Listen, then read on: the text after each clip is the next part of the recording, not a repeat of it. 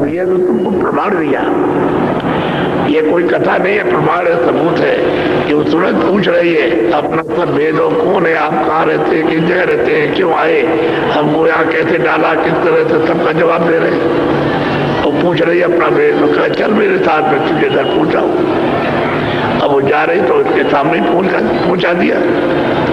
अब ये कोई कथा तो ऐसी है, तो सच्चा बोध है, सच्चा रास्ता है, सच्चा देश जहाँ जाना, जहाँ से आए वह पहुँचाना उनको। और ये कथा ये कहीं आना जाना नहीं, तुम सुन लो और बिल्कुल सुन लो, बस ठीक है। ये तुमने सुन लिया, कथा सुन लिया, तुमको मतलब मुक्ति मिल गई है। अब मुक्ति यहाँ है, गंगा स्नान करो, जमुना स्नान करो, कुएं का पहाड़ पर जाओ, कुछ करो, अरे भाई मुक्ति यहाँ है, मुक्ति तो बहुत दूर है, वो तो ब्रह्मांड के पार है।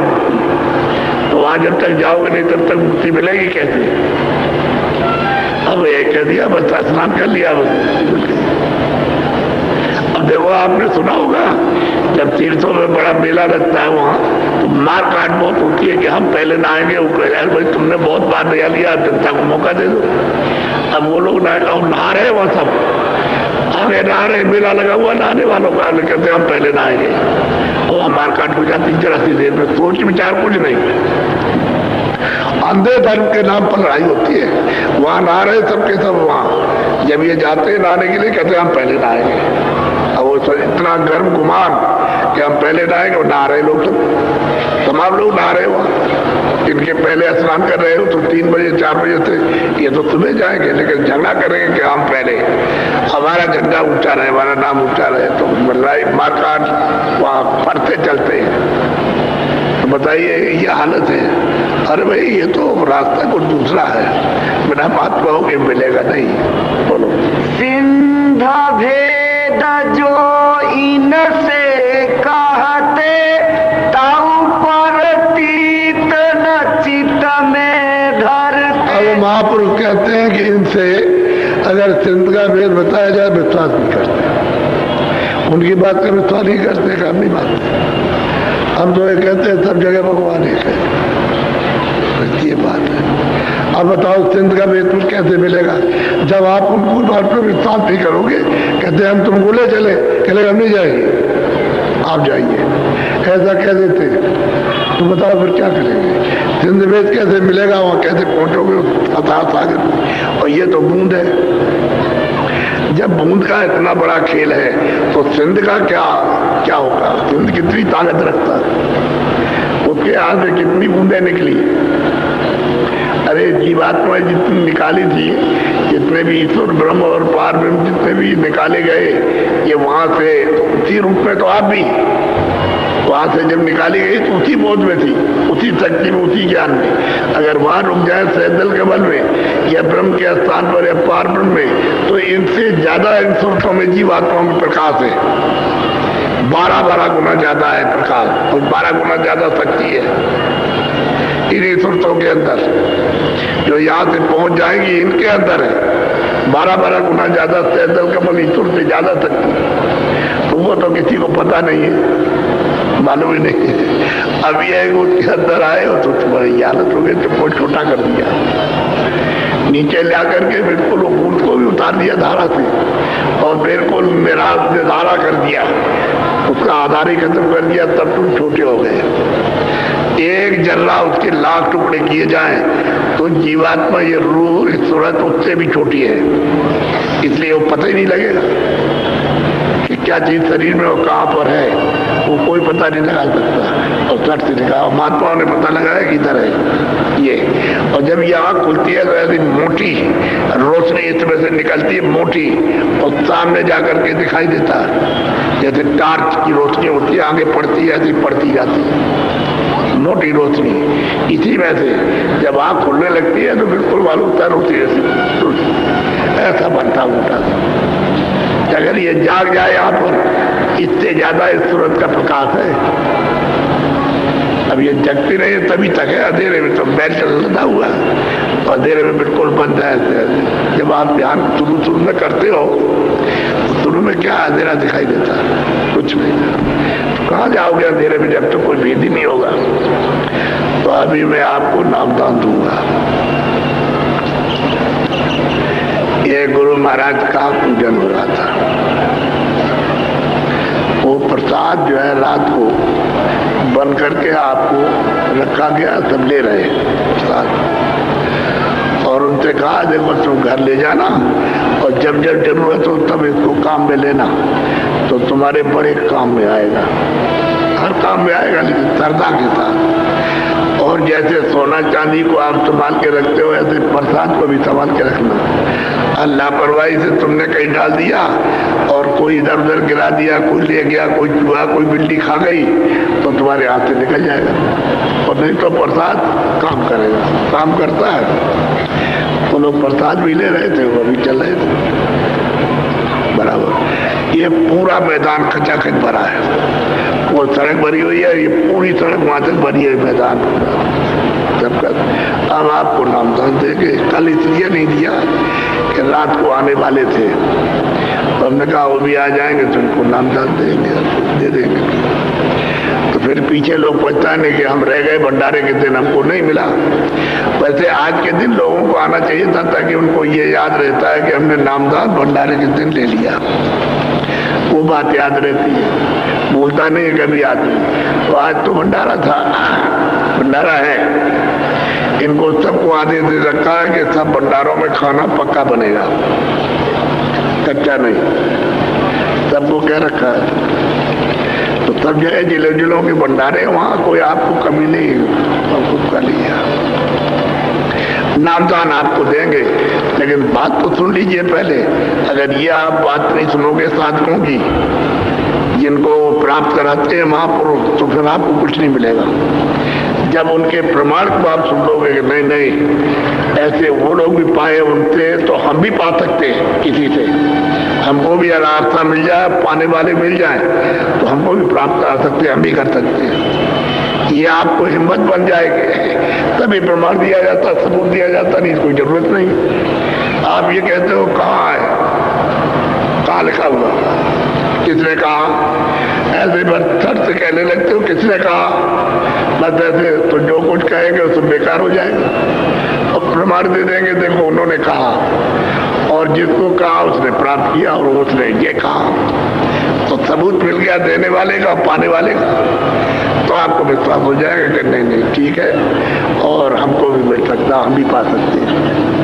इसलिए सबूत प्रमाण। और क्या कचहरी में क्या है, बोलिए सबूत क्या है, तो फलाने कोर्ट में ये, यानी मतलब ये है कि मुकदमा जीते थे, ये है, ये सबूत है, तो सबूत दे देते हैं उसका, तो कहते हैं हाँ ठीक बात है, ठीक है, सबूत मिल गया, तो सबूत ही से सब कुछ होता है। अब महापुरुष प्रेमियों के अब इन्होंने पूछा और उन्होंने उसका उत्तर दिया और फिर उसको ले चले। अब ये इतना बड़ा प्रश्न है, इसकी समस्या हल करनी ये छोटे लोग काम है, अरे बुद्धिहीन का काम है। तो पूरा जब समर्थ होगा तो समस्या समाधान होगी, तब इसको घर पहुंचाएंगे, ऐसे नहीं। तो इसलिए हम तो केवल इसको ये बताते हैं कि आप कुछ करने लगे, तो किताबें कुछ नहीं देगी, किताबों को आप पढ़ते रहो, उनसे कुछ नहीं मिलेगा, जब तक महात्मा नहीं मिलेगा तब तक। किताबों में तो सबूत है, प्रमाण है कि उस वक्त में ये महात्मा आए, उस वक्त उनको प्राप्त कराया,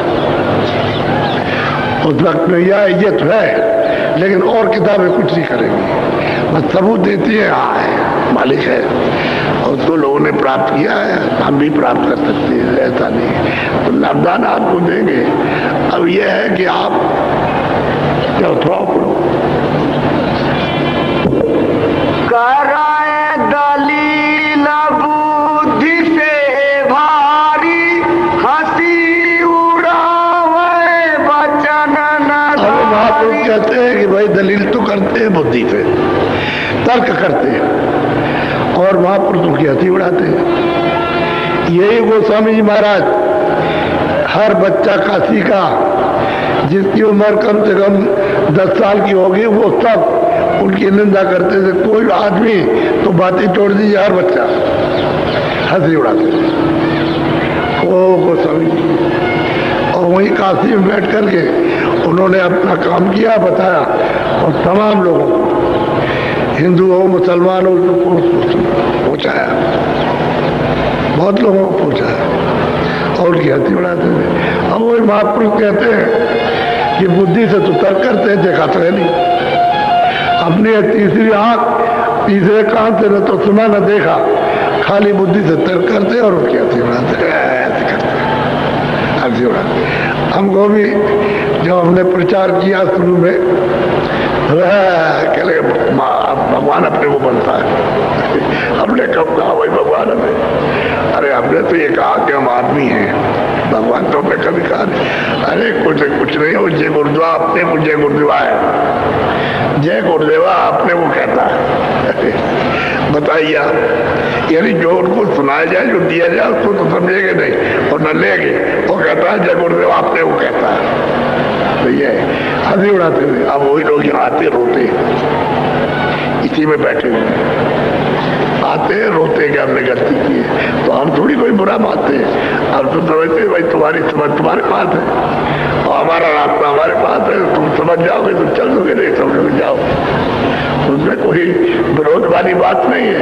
और हम हमेशा ही होते हुए हमेशा पूछते रहे भाई ठीक हो, अरे ठीक है, उधर वो करें।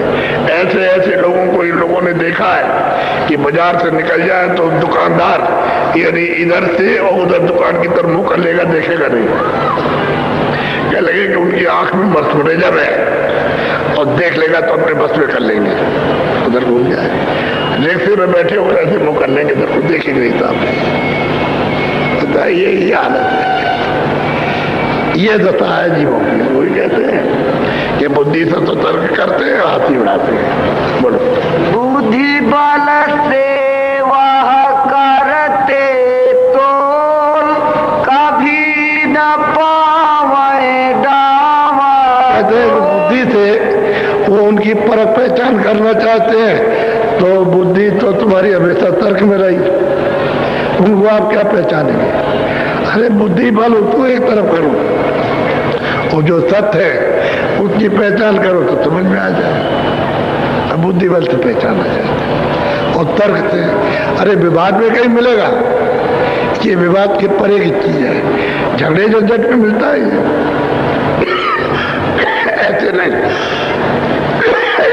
बोलो, यह मार्ग है प्रेम भक्ति का, चलना चढ़ना सूरत सब। कहते भाई ये मार्ग तो प्रेम भक्ति का है। जब महापुरुष मिल जाए तो उनके आदेश का पालन करो, जो वो कहे उसको करो। प्रेम और भक्ति का है, भक्ति कहते हैं आदेश के पालन, आदेश का पालन करोगे ये भक्ति है। और जो रास्ता बताएंगे वो सूरत शब्द का है। चलना जो है सूरत शब्द से जोड़ोगे तो चलोगे, और प्रेम भक्ति का मार्ग है। प्रेम भक्ति से जब चलोगे तो सूरत शब्द का मार्ग मिल जाए तो कमाई करोगे। ये बात मुबासा कुछ नहीं, झगड़ा झंझट नहीं, ये प्रेम का मार्ग है। बोलो, शांत मते पर नहीं परती, सूरत शब्द नहीं धारे ची। कहते हैं भाई जो संतों का रास्ता मत कहते हैं, रास्ते गुरु से मिलने का जो रास्ता है वो संत मत है। मत कोई फिरका नहीं है, मत कोई जाति नहीं है, मत कोई इंसान आदमी नहीं, वो मालिक से मिलने का रास्ता है। सूरत दोनों आंखों के पीछे बैठी है और यहाँ से उसका मार्ग मिल जाए चलने का, उसको कहते हैं पंथ। पंथ जाति को नहीं कहते, किसी चमगट को नहीं कहते, कहते हैं भाई ये तो प्रेम भक्ति का है और सूरत संत का, ये ऐसे नहीं। बोलो, पांच शब्द मार्ग नहीं चले, सिंध पता कहो कैसे। जो पांच तत्वों का जो काम है वो तो आप यहाँ चलते नहीं हो, उस काम को तो करते नहीं हो कि भाई शुभ काम करो शुभ काम करो, वही नहीं करते हो तो सिंध का पता कैसे लगेगा आपको? जब आप इसी को नहीं छोड़ रहे हो। वो कहता है ये मत करो ये करो, ये पाप है ये पुण्य है, तो आप मतलब पुण्य को नहीं करते, पाप पकड़ लेते हो और उसको करते रहते हो जीवन भर। तो सिंध कैसे पता चलेगा?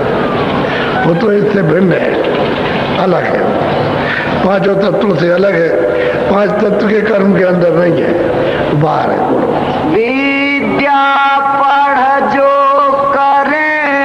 विचार बूंद भेद भी मिला न महापुरुष केवल विद्या पढ़ करके तुम विचार करते हो तो तुमको बूंद का भी भेद नहीं मिला, जरा सा भी भेद नहीं मिलेगा, बूंद का आवाज भी नहीं होगा। विद्या पढ़ते रहो, जब तक पढ़ते रहोगे और जैसे ही पढ़ना छूटा वैसे मन मैं तुमको धोखा दे देगा, गड्ढे में गिरा देगा। उनको बूंद का भी भेद नहीं मिला, न बूंद को पाया न भेद मिला। पढ़ते लिखते रहो जो लिखा हुआ है। अंग्रेजी वाला अंग्रेजी पढ़ लेगा, हिंदी वाला हिंदी, संस्कृत वाला संस्कृत पढ़ेगा, फारसी वाला फारसी पढ़ लेगा। पढ़ते रहिए लेकिन बूंद का भेद नहीं मिलेगा। बोलो। सार बूंद है त्रिकुटी पार, जोगेश्वर चढ़ करे विचार। हम कहते हैं सार बूंद, वो सहजल कमल और त्रिकुटी ब्रह्म स्थान ईश्वर के स्थान से परे, लेकिन वो भी कहते हैं बूंद है। जो पार ब्रह्म है वो भी बूंद है, उसको भी बूंद बताते हैं कि वो भी बूंद है, लेकिन वो सार है, तुंद है। सूरज जब वहां जाएगी और ये पुल पार होगी तो मानसरोवर स्नान करने से, नहाने से फिर उसका वास्तविक जो सच्चा सत्य वो निकल आएगा। स्नान करने पर सत्य निकलेगा। तो वहां तो सब हंस रहते हैं, सब सोचते हैं श्वेत सफेद रहते हैं। वहां का जो मालिक है पार ब्रह्म वो भी सफेद ही है, सफेद ही है वो भी। कहते हैं वहां बूंद जो है वो शुद्ध साफ है। सूरज जो बूंद है लेकिन उसमें प्रकाश बहुत है, रचना भी बहुत है। न मालूम कितने त्रिलोकियां है वहां, कितना मतलब मालूम वहां पर है, वो तो अपार है बूंद। उस सागर की सतलोक की बूंद है, लेकिन बूंद का सच्चा बूंद होगा। ये मिलोनी है, इसके पार है, कहते वो भी बूंद है। अब वो योगेश्वर जो वहां पहुंचे उस पर विचार करते, दर्शन तो उसका नहीं करते। मानसरोवर में भी स्नान नहीं कर पाते, बस खाली जो है उधर मतलब ये कभी कभी झलक आती है, कभी बंद कभी आती है, कभी बड़ों पर विचार करते हैं। अगर उसमें उतर जाए और मानसरोवर में स्नान कर रहे तब तो फिर पलट गया मामला, फिर विचार करने का कोई काम नहीं। बोलो। प्राण जोग कर पहुँचे तहाँ, बूंद ज्ञान उन पाया वहाँ। कहते भाई उस शुद्ध ज्ञान बूंद का, ये बूंद मिलोनी है, ब्रह्मी मिलोनी है, लेकिन पार बूंद है पर शुद्ध बूंद है। तो कहते हैं कि जो पहले प्राणायाम करते थे, जब ये विधान बना तो उस समय पर जब बताया कि भाई ऐसे करना तो लोग करते थे, तो प्राणायाम से वहां पहुंचते थे, तो बूंद का शुद्ध ज्ञान प्राप्त करते है। बूंद वो सिंध नहीं है, तालाब में उसको नहीं कहा, नदी में नहीं कहा, बस बूंद कहा। वो भी बूंद है और ये मिलोनी है और वो शुद्ध है। बोलो। आगे का गुरु मिला न उनको, वहाँ का ज्ञान सुनाया सबको। आगे जाने का जब कोई पहुंचा हुआ गुरु नहीं मिला तो आगे बताएगा कौन? तो जो कुछ उन्होंने देखा है, जो कुछ पाया बूंद, उसको यहाँ लोगों को सुनाया, और वो भी बताते नहीं थे,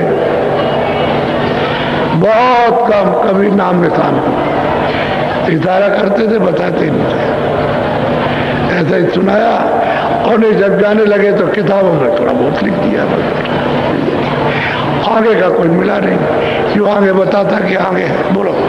योग बिना विद्या पढ़ कहते, विद्या बुद्धि से तिरपत रहते। योग तो किया नहीं, समाधि लगाई नहीं, योग किया नहीं, कोई ध्यान धारणा की नहीं, बुद्धि से ही अपना अनुमान करते हैं और उसी से कहते वैसा ऐसा ऐसा जो लिखा था उसी को इधर उधर करते रहते हैं, जो लिखा हुआ है उसी को घटाते बढ़ाते रहते हैं, ऐसे बस तो कुछ ज्ञान तो है। तो उन लोगों ने ज्ञान प्राप्त किया था, और जिन्होंने जो ज्ञान प्राप्त किया था तो चले गए। किसी को बताया होगा, नहीं तो नहीं बताया। लेकिन पूरा जब गुरु नहीं मिला तो जीवों का काम कौन करेगा? फिर वो जैसे के तैसे रह गए, उसी मूल में फंस गए। बोलो। यह तो निपट अहंकार में भूले, इधर न उधर जमपुरी। कहते हैं भाई ये तो सब अहंकार में, हम ऐसे सब अहंकार में उसको भूल गए। ध्यान भी करना, सोचना विचारना, महापुरुषों के पास जाना ना, वो सब भूल गया। हम अहंकार में हम इस तरह से। और कहते हैं अहंकार से हुआ क्या कि इधर से शरीर छूटा, जमपुरी में पहुंचा दिया। चले गए जमपुरी में, और वहां कौन सुने, वहां देहबार अनेकों नाम के लड़के, सड़ने वाला अलग, जलाने वाला अलग, काटने वाला अलग, आंख फोड़ने वाला अलग, कान फोड़ने वाला अलग, तरह तरह की यातना देने वाले अलग, अनेक नाम के नरक हैं। पर जो जमपुरी में वहां गए तो यहीं से हुक्म सुना देगा, जजमेंट दे देगा जज न्यायाधीश, और बस वहां पहुंचा देगा, बस वहां से जम लेगा। तो एक पलक भी विश्राम नहीं, पलक मारते में भी आपको विश्राम नहीं मिलेगा। अब वहां रोगे, चिल्लाओगे और लाखों मील आवाज जाएगी, तो लाखों मील तक चिल्लाने की आवाज कोई सुनने वाला नहीं। तो क्या तुम्हारा अहंकार किया कि जमपुरी में जाकर के निवास सुना आपका? अब वहां भोगो जाकर के, और महापुरुषों से पूछा नहीं, उसकी हंसी और खिल्ली उड़ाई। हंसी और खिल्ली करते हो, और अपनी मुझ से, अपने अहंकार से कुछ नहीं। अब ऐसे लोगों का तो क्या होगा, ये होगा। ऐसे ही लोग तो पाप करते हैं और क्या करते हैं, बुरे काम। बोलो। तू तो सूरत अब सुन मम वचन, चढ़ और चल सुन सुन की धुन। कैसे गए सूरत, अब तुम मेरे बचनों को सुन ले, और चल मैं तुझको नाम पर चढ़ा दूं, और वो नाम तुझको ले चलेगा। और चल और सुन की धुन को, जो शुद्ध तेरा जो बूंद है, चल वहां उसको पकड़, वहां पहुंच, तो अपने सात्विक में, सच्ची बोध में, सच्चे रूप में आ जा। वहां से तुझे मैं ले चलूंगा। जब तू शुद्ध हो जाएगी, बूंद शुद्ध हो जाएगी, तो वहां से मैं ले चलूंगा, यहाँ से भी मैं चलूंगा। अब मेरी बात को सुन, हम बात को, मेरी बात को जो कहे वो तू कर, अब किला मत कर। बोलो। सुन सुन धुन चल देश हमारे, हम तुझको अब किया अपना रे। और कहते हैं सूरत, तुझको जो मैं भेद बता रहा हूँ, तू चल, धुन को पकड़ और धुन पर सवार हो, चल हमारे देश। हम वही रहते हैं, यहाँ तो तुझको लेने के लिए आए, तो तुझको अब हम ले चले तो तू चल देता अपने देश में। चल वहाँ आराम से रहेंगे, वहाँ कोई ना मरता न जलमता, न कोई राजा होता न रैयत होता है, न कोई अमीर न गरीब, सब अमीर, सब आनंद सागर में। और मतलब है कि जैसे समुद्र में मछली आनंद लेती है, ऐसे ही निर्भय और मालिक का दीदार, खरबों खरबों जो जंतु, खरबों सब कुछ फैसला है महापुरुषों का। इसमें दो बात इधर उधर नहीं। बोलो। कोई राजा कोई पंडित होवे, कोई धनवान सुखी जग सो। कैसे कोई राजा हो गया, कोई पंडित हो गया, कोई धनवान हो गया, आराम से मतलब उसी में रहते हैं कि यही हमारा सब कुछ और राज भोगता है। वो धनवान हो गया, पंडित है, उसको मान प्राप्त हो गया, मान और ऊंचा ज्ञान हो गया। बोलो। कोई स्वर्ग जा करे विलास, कोई आए राफ बहिस्तनी। कोई गया, कोई स्वर्ग पहुंच गया, कोई मतलब वैकुंठ में चला गया, कोई मतलब ईश्वर के देश में पहुंचा। ये सब अपनी अपनी जो मेहनत करते हैं सबके लिए बोल रहे हैं। बोलो। कोई सैयद कोई शेख मौलवी, कोई आमिल सिफली, कोई किताब पढ़ता, कोई मौलवी होता है, कोई पंडित हो जाता है, कोई मतलब ये है कि मुल्ला हो जाता है, ये सब अपना अपना काम करते हैं और कहते हैं कि हम खुदा की इबादत कर रहे हैं। बोलो। कोई तारा गण मंडल पावे, कोई चाँद सूरज के लोग। अब कहते हैं कोई अगर प्रश्न करता है कि तारा गणों के मंडल में जाएगा, सूरज के मंडल में जाएगा, सूरज के मंडल बहुत है, चंद्रमा का बहुत मंडल है, उसमें चला जाएगा, वहां जाएगा और कुछ दिन वहां रहेगा फिर चलाएगा, वहां टिकेगा नहीं। एक निश्चित समय है, कितने समय वहां रहो, उसके बाद तुमने कर्म किया उससे बोलो फिर आ जाओ। बोलो। कोई सुमेर पर करे बसेरा, कोई कैलाश हिमाचल। कहते हैं कोई सुमेर पर्वत, अंदर में सुमेर पर्वत सोने का है, कोई कर्म करता है तो वहां रहता है जाकर। कोई कहते हैं पहाड़ों पे जाता है तो ऊपर में पहाड़ है, वहां शिव जी रहते हैं, वहां जाएगा शिवलोक में, कोई विष्णुलोक में, कोई ब्रह्मा लोक। ये अपनी अपनी जो क्रिया करेंगे और मेहनत करके वहां जाएंगे, ये सब वहां जाते हैं। और जो नहीं उधर का करेगा वो चौराती और नरकों में जाएगा। बोलो। कोई शक्ति लोक, कोई ईश धाम में, कोई ओंकार, कोई रंग। हम कहते हैं कोई ईश्वर के धाम यत्न करता है, कोई ओंकार में जाने का प्रयास करता है, कोई और ऊपर जाने का, पार ब्रह्म में कोई प्रयास करता, कोई महाकाल पुरुष में और कोई सतलोक में जाने का। बोलो। उत्पत्ति असचिति परलय माही, यहाँ सब रहे काल की छाई। वो कहते हैं महाप्रलय अभी जाए, तभी इसी काल के जाल में रहेंगे। समझ गए? उत्पत्ति और प्रलय ये दोनों अवस्था अभी काल के जाल में, और बाद में भी अगर महाप्रलय हो भी जाए तो फिर वहाँ सीमा है उसकी, वहाँ तक महाप्रलय होती है। जब कभी भी विस्तार होगा तभी जी के जाल में आ जाए। ये वहाँ नहीं पहुँच सकते अपने घर, अपने देश में। वो जब तक सतगुरु नहीं मिलेंगे वहाँ पहुँचने वाले तब तक वहाँ नहीं जा सकते। सीधा सीधा है, संत जब तक नहीं मिलेंगे महापुरुष तब तक नहीं जा सकते। मुसलमानों में भी फकीर आते रहे वहाँ पहुँचने वाले, और हिंदुओं में भी संत आते रहे वहाँ पहुँचने वाले। न मुसलमान फकीरों से लाभ ले सके और न हिंदू संतों से लाभ ले सके। अब जिसको समझा बुझा दिया, जिसकी दया हो गई उसको तो ले गए, बाकी लोग तो गए। बोलो।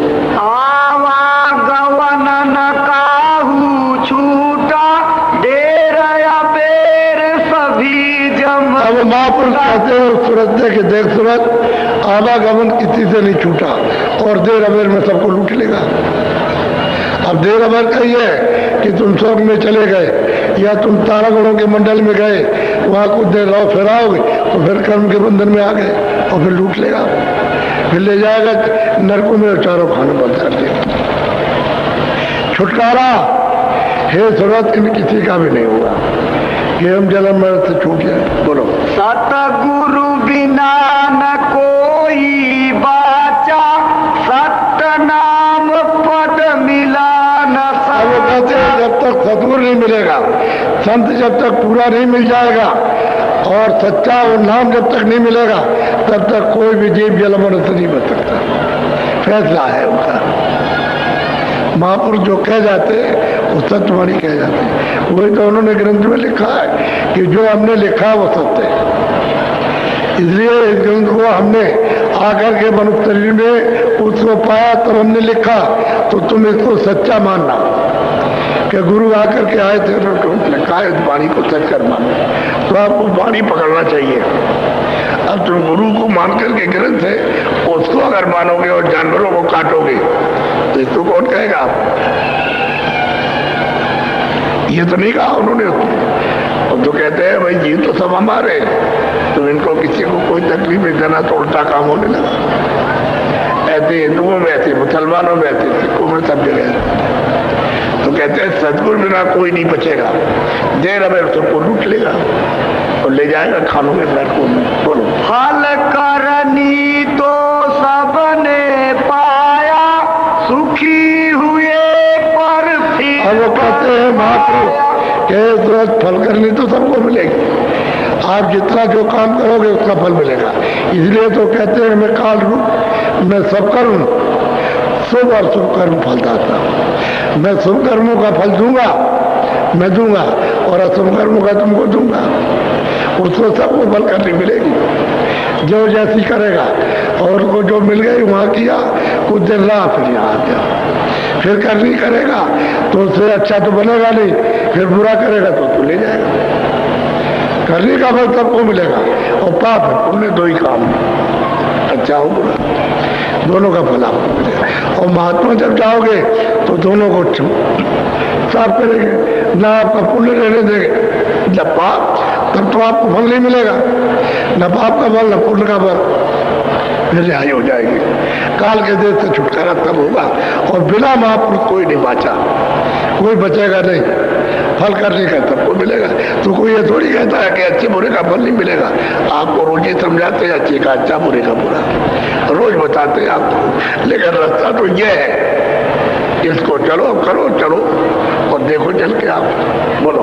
ताते सतगुरु पद को सेवो, बिन सतलोक न छूटे से। कहते हैं इसलिए जब महात्मा मिल जाए तो उससे उस देश की जानकारी करो और रास्ता उनसे लो, और फिर लग करके तुम उनका ध्यान और भजन उसका सुमरन करो, जिससे कि तुम्हारा छुटकारा हो जाए। और बिना उस देश के पता लगे हुए आप छुटकारा नहीं पा सकते। तो महापुरुषों के वसीले से ही होगा, और नहीं हो सकता। बोलो। तब सूरत पूछे एक बाता, स्वामी देव भेद विख्याता। स्वामी जरा ये भी बताइए हमको। तब स्वामी ने वचन सुनाया, मार्ग का यो भेद लखाया। सूरत ने पूछा कि स्वामी फिर क्या हो, तो उन्होंने कहा देखो ये रास्ता है, अब मैं तुमको बताता हूँ ये रास्ता। मार्ग का भेद, गोपनीय भेद वो बताया कि देखिए रास्ता है ये, चल मार्ग का भेद। बोलो। 5 नाम का सुमिरन करो, श्याम से तमें अब वो कहते हैं क्या करो, 5 नाम का सुमरन करो। तो 3 लोग की जो बूंद है पहले उसी का सुमरन कराते हैं, सबसे पहले वही उसी का ध्यान करवाते हैं, उसी का नाम उसी का सुमरन कराते हैं। ये नाम लो, ये रूप को याद करो। और जब तुम्हारे अंदर आवाज को नाम प्रकट हो जाए, सुनाई देने लगे, तो पकड़ो और उसके पास मोटो, तो उसका साक्षात्कार होगा। इसके बूंद का जो 3 लोग की बूंद है, जो उसका पसारा है, उसका दर्शन होगा। और वहां से आवाज ऊपर से आ रही है, तो फिर उसको पकड़ो, उसको सुनो, वो ब्रह्म है। जब उस आवाज को पकड़ोगे, उसको पकड़ के चलोगे तो ऊपर चढ़ोगे, और जब उसके उस मुकाम पर, स्थान पर पहुंचोगे तो उससे दर्शन हो जाएगा। तो 5 नाम का अलग अलग स्मरण करो, ईश्वर का, ब्रह्म का, पार्वती का, महापुरुष का और सतपुरुष का। 5 का अलग अलग स्मरण करो और शब्द को पकड़ के चढ़ो।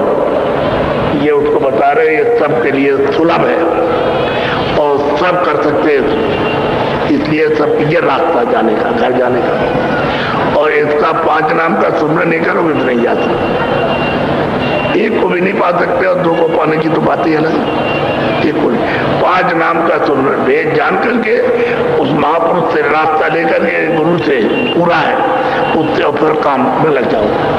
ये सुमरन करो, उसका नाम लो, फिर ध्यान करो, फिर भजन करो, तो आग भी तुम्हारी खुल जाएगी, कार भी खुले, रास्ता चलो। तो पहले इसी का, ईश्वर का ही पूजन करा दे, उसी का ध्यान करा दे। वो दरवाजे पर तो वही है।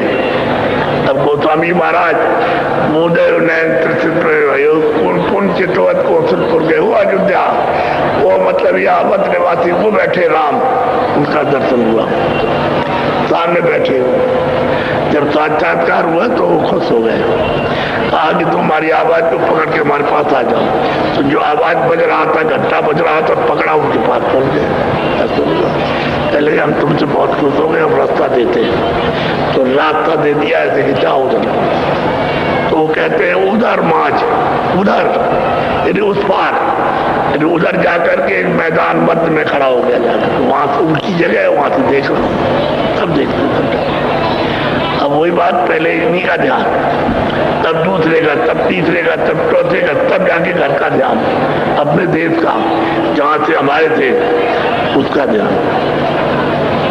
तो कहते हैं ये करो, इसमें कोई भी होगा तो निकल जाएगा। कोई किसी मत का भी हो, उससे कोई मतलब नहीं। कोई क्रिया करता हो लोग इसको करे, ये भी तो क्रिया है, ये आत्म क्रिया है, सुरतों की है, ये सुरतों का कर्म है और ये शारीरिक कर्म है। तो बुद्धि कर्म में तो फंसे रहते हो और वो आत्म कर्म नहीं करते। सबके लिए कह रहे, इस तरह से छुटकारा हो जाएगा सबका, और तरह से नहीं कर सकते, क्योंकि काल के देश में कर्म अच्छा बुरा वो तुमको पाना है और वो छोड़ेगा नहीं बगैर इसके लिए, तो आपको फिर बंद करेगा कैद खाने में। अब यहाँ जाओ और अभी पकड़े जाओ तो मतलब चोरी में तो सजा हो जाती है, तो जेल में जाओ, जेल में पहुंचा जाओ, फिर वहां तुमसे काम लेके मारे कूटे, बहुत मारते हैं। जब काम नहीं करोगे जेल में तो बड़ी पिटाई करते हो तुम्हारी, लेकिन तुम किसी से कुछ कह सकते हो, कुछ नहीं कह सकते। सजा होगा वो मार मार के, अब मत करना, इस बुरे काम को मत करना, तो वो सजा नहीं देगा, वो सबकी सजा देगा। या तो सजा ये मिलती है, उधर में वो सजा देगा। क्यों करते हो आप ये काम? करो, बोलो। प्रथम सुनो गगन में बाजा, घंटा शंख छाट। कहते हैं पहले प्रथम में गगन में बाजा सुनो और उसी बाजे में ये घंटा और शंख बज रहा। बहुत बाजे, अनैध बाजों का मतलब तरह तरह के बाजी बज रहे, उसी में इसको छाट लो, क्योंकि इसलिए आपको बताया जाता है 1 घंटा शंख उठ के मुख से बज रहा, इसको छाट लो। चलो अब उसको छाट करके तब चढ़ो, तभी चढ़ाई होगी, सुनते रहोगे ऐसे नहीं। उसमें से छाटना होगा, तमाम गड़बड़ सड़बड़ गड़बड़ बात बज जाए, यानी कई बाजे उसमें तरह तरह के बजाओ तो छाटना पड़ेगा, क्यों कौन सा बाजा है, फिर उसको पकड़ो तो और बाजे बंद हो जाएंगे, बस वो बाजा आवाज सुनाई दे देगी, उसको पकड़ लो, चढ़ जाओ। जब चढ़ोगे तो जिसमें से आवाज बोल रही है उसी के पास पहुंच जाओ, तो दीदार दर्शन हो जाएगा। कहते प्रथम यानी दरवाजे पर बैठो और ऊपर की तरफ में जरा कान लगा के सुनो, तो प्रथम में अनैध बाजे जब बजे और सुनते सुनते बजने दो, सुनते रहो, बजने दो, जब सब बजने लगे तब उसमें छाटना, तो घंटा शंख छाटना। बोलो। सहस कमल दल जोत लखाई, बंक नाल में जाई। उस सहदल कमल में 3 लोग के मालिक बैठे हैं, उनका वहाँ जोत लखी देखी, दर्शन हुए उनके, और वहां से रास्ता मिल जाएगा ऊपर जाने का। वहां से रास्ता है, बंक कहते हैं टेढ़ा रास्ता। वहां से जब खड़े हो गए, इनके उस पार में जो चौक मिलेगा, चौक में से सब देखोगे, सार नीचे ऊपर का सब देखोगे, यहाँ इतना सा दिखाई देता है। उस चौक में खड़े होकर के इतना सा मृत लोग इतना सा दिखाई देता है, स्वर्ग भी दिखाई देता है, बैकुंठ भी दिखाई, सब लोग दिखाई देते हैं। और ऊपर दृष्टि करो तो वहां बहुत से लोग भिन्न अलग अलग रचना से रचे हुए, जिसको देख करके आश्चर्य अचंभे, यानी ये क्या है, देखने को मिलते हैं ऊपर, वहां से रास्ता है। और रास्ता टेढ़ा मेढ़ा तो जरूर है, लेकिन बहुत अद्भुत रचना है। बोलो। बंक पार त्रिकुटी में गई, ओंकार और धुन भाई वहां ऊपर गई तो त्रिकुटी मुकाम पर विराजमान है, वहां उनके दर्शन हुए और वहां से ऊपर की खबर आ रही है, आवाज आ रही, वहां सुनाई देती है। तो ये पुल है, पुल उतर चढ़ हो गई पारा, इसी पुल को पार हो जाए तो उधर से रंकार की धुन आ रही। ये रामायण में लिखा हुआ है, तुम्हारी इसमें रंकार लिखा है, तुम नहीं जानते हो, तुमको मालूम है, हमारे ही में लिखा हुआ है, लेकिन तुमको नहीं, सब लिखा है उसमें, मैं अपनी तरफ से